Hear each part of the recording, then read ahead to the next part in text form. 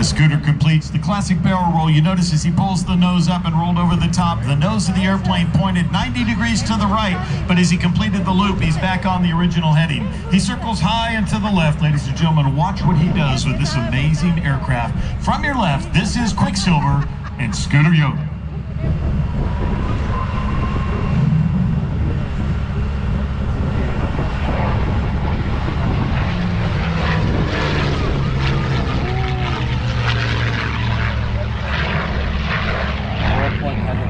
Come on, Orlando, how cool is that? Man, that is something. That is an amazing sound. Now, this is the aircraft that was able to escort our bombers well into Europe.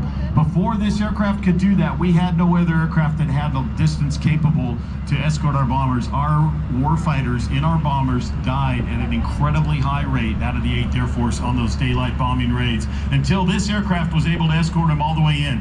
Listen now as this P-51D model comes from your right to your left.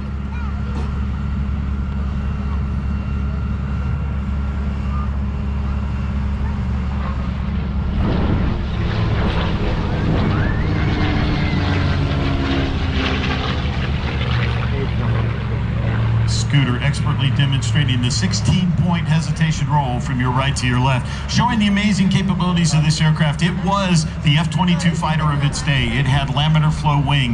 It had an air-cooled radiator, which was a liquid-cooled engine. The radiator and the scoop below it were a significant advance aerodynamically of its day. Watch now as he comes from the left and shows you the slow roll capability of this phenomenal fighter, the P-51 Mustang.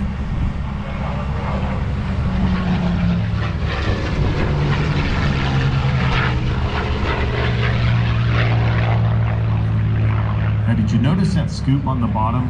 That is where the air makes its way through the radiator to cool